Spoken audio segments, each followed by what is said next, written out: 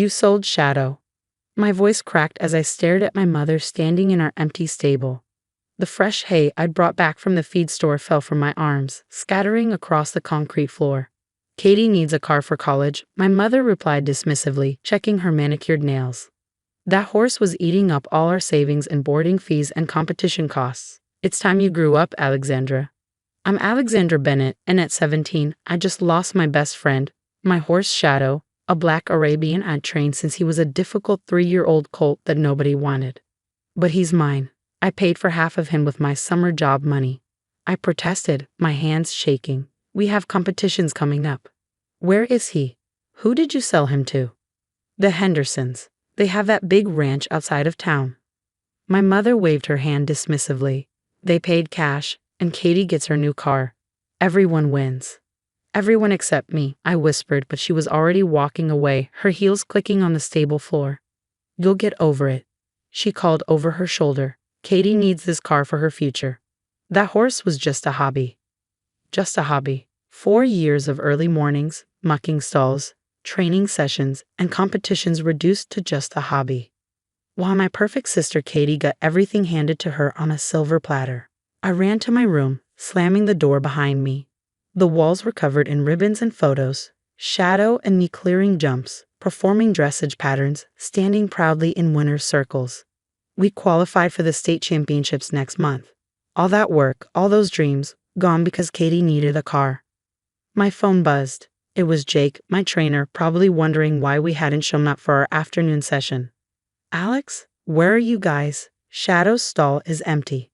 I tried to keep my voice steady as I explained what happened, but the tears came anyway. She what? Jake's usually calm voice rose in disbelief. Alex, did your mother tell the Hendersons about Shadow's breeding? About his competition record? I doubt it, I sniffled. She never paid attention to any of that. Why? Jake was quiet for a moment. Because Shadow isn't just any horse, Alex. His bloodline. Remember those papers we traced last year? The ones that confirmed his sire? I remembered. We'd spent weeks tracking down Shadow's lineage after a judge at a competition had commented on his remarkable similarity to a famous stallion. His sire was Almera, I said. But what does that matter now? It matters, Jake said firmly, because Almera's offspring are worth 6 figures minimum. How much did your mother sell him for? My heart stopped. She said she got enough for Katie's car. Maybe 20,000. Jake swore under his breath. Alex, Shadow's worth at least 10 times that. More, with his competition record. Your mother just gave away a small fortune. I sat down hard on my bed, staring at the latest photo of Shadow and me. It was from last month's qualifying competition, where we'd scored higher than any other junior rider in the state. The Hendersons, Jake continued, they're good people, but they buy horses for trail riding. They have no idea what they've got. We need to. A commotion downstairs interrupted my thoughts. I could hear my mother's voice, rising in that false sweet tone she used when trying to smooth over problems. What do you mean, papers? Of course he has papers. He's a registered Arabian. I crept to the top of the stairs, phone still pressed to my ear. Through the open front door, I could see Mrs. Henderson, a tall woman in riding clothes, holding a folder of documents. Mrs. Bennett, Mrs. Henderson's voice was sharp. This horse you sold us? We had our vet out for a standard check, and he nearly fell over when he saw the registration numbers. Do you have any idea what horse you actually sold? My mother's laugh turned nervous. He's just a show horse. My daughter did some local competitions. Local competitions? Mrs. Henderson opened the folder. Your daughter and this horse are ranked first in the state for junior riders. He's sired by Almera, one of the most prestigious Arabian stallions in the country. We've already had 3 calls from breeding farms offering to buy him for well over 6 figures. I could practically hear my mother's jaw hit the floor. 6 figures? The sale contract, Mrs. Henderson continued, pulling out a paper. It's not valid. You didn't have the right to sell him in the first place. The registration shows joint ownership between you and Alexandra Bennett. Without her signature, this sale isn't legal. From my perch at the top of the stairs, I could see Katie standing in the doorway of the living room, dangling her new car keys. She wasn't smiling anymore. Jake, I whispered into the phone, what happens now? Now? I could hear the smile in his voice. Now things get interesting. Stay where you are. I'm coming over with some paperwork of my own. The next hour was chaos. My mother paced the living room, alternating between trying to charm Mrs. Henderson and shooting venomous looks my way. Katie sat sullenly on the couch, her precious car keys now lying forgotten on the coffee table. Surely we can work something out, my mother said for the 10th time. Alexandra is a minor. I have the right to make decisions about her property. Not in this case. Jake's voice cut through as he strode into our house, carrying a leather portfolio. I have here the original purchase agreement from when Shadow was bought. Alex paid half from her own earnings, making her legal co-owner. It's all properly notarized. My mother's face turned an interesting shade of red. You had no right to help her make that agreement. Actually, I had every right as her trainer and as the seller's agent. Jake laid out the documents on our dining room table. Alex has been my student for 4 years. In that time, she and Shadow have won over 30 championships and qualified for state finals. Their breeding value alone is worth more than this house. Mrs. Henderson nodded approvingly. That's why I'm here. Not to cause trouble, but to do what's right. This horse deserves to be competing, not trailing around our ranch with beginners. I finally found my voice. So, what happens now? Nah, Jake said. We void this illegal sale. Mrs. Henderson gets her money back and Shadow comes home. He paused, looking at my mother. Unless you prefer to explain to the Arabian Horse Association why you illegally sold a champion horse without proper authorization. My mother's face went from red to white. But Katie's car is not my problem, Mrs. Henderson cut in. I've already called my bank to stop payment on the check. Shadow will return to his rightful owner today. Katie jumped up from the couch. This isn't fair. I need that car for college. Alex says it needs some stupid horse. Actually, Jake pulled out another document. Alex and Shadow are eligible for the Junior Rider Scholarship Program. Their rankings practically guarantee it. Full college tuition, plus competition expenses. The room went silent. I'd known about the scholarship possibility, but hadn't told my family. They never came to my competitions anyway. Full tuition? My mother whispered, her materialistic mind clearly spinning. Plus expenses, Jake confirmed. But only if they compete in states next month, which means Shadow needs to come home today. Mrs. Henderson pulled out her phone. My son is already on his way with the trailer. He should be here in 20 minutes.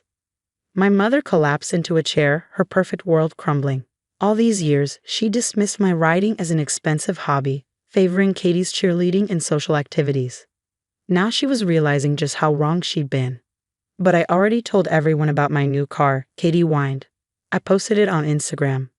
Then I suggest you post an update, Jake said dryly. Perhaps about how you almost cost your sister a college scholarship? I looked at the documents spread across the table. Proof of Shadow's lineage, his competition records, the scholarship information. All this time, I'd been quietly building something remarkable while my family was too busy fawning over Katie to notice. The sound of a horse trailer pulling into our driveway broke the tension. Through the window, I could see Shadow's black head poking out, his ears perked forward. He knew he was coming home.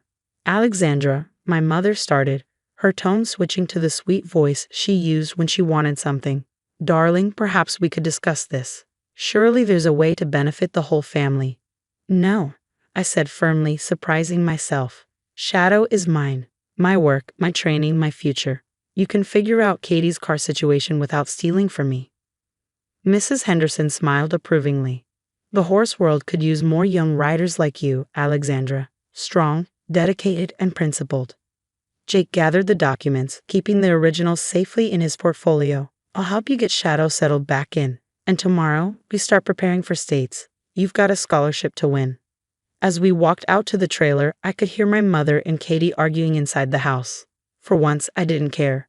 The drama wasn't my problem anymore. Shadow nickered softly as I approached, reaching his velvet nose toward me. 4 years of early mornings, endless training sessions, and complete dedication had created something extraordinary. Not just a champion horse, but a partnership that was about to open doors I'd only dreamed of. Let's go home, boy, I whispered, stroking his neck. We've got work to do. The month leading up to state championships was a whirlwind. While my mother and Katie dealt with the fallout of their failed car scheme, I focused entirely on training with Shadow. Our morning sessions started at dawn, and every afternoon was spent perfecting our routines. Home became a battlefield of cold shoulders and bitter comments. Katie had to settle for a used Honda instead of her dream car, and she blamed me entirely. My mother alternated between trying to guilt me about breaking up the family and making awkward attempts to show interest in my writing now that she knew its value. I could come to States, she said one morning, trying to sound casual as I packed my gear.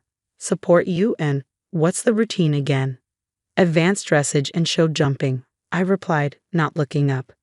But don't worry about it. Jake's family is handling everything. The truth was, Jake's parents had become more of a family to me than my own. His mother helped me prepare my competition outfits, and his father, a retired veterinarian, made sure Shadow was in peak condition. The day of States dawned clear and cool.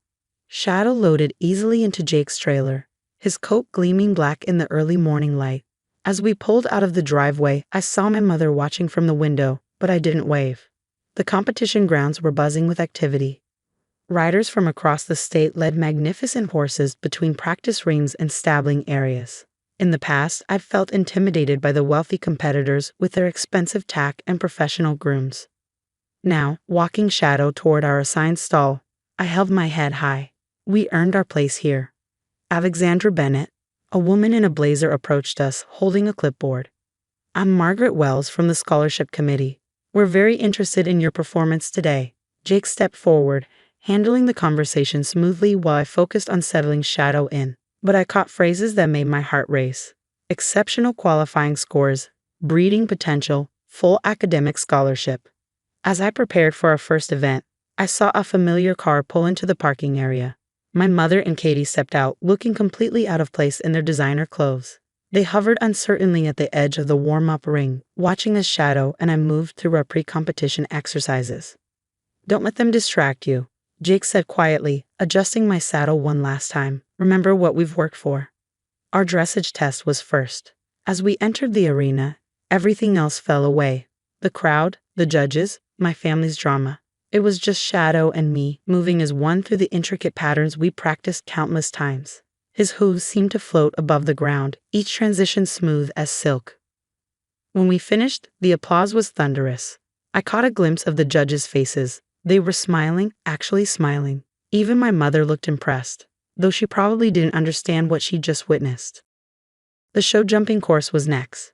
Shadow's ears pricked forward as we studied the challenging layout. Double combinations, tight turns, and imposing oxers waited to test us. But we were ready.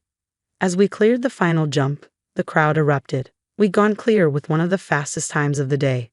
Jake was beaming as we left the ring, and Mrs. Wells was already making notes on her clipboard. The awards ceremony felt surreal. Standing on the highest podium, gold medals around both my neck and Shadow's, I finally let myself cry. We'd done it. State champions in both disciplines.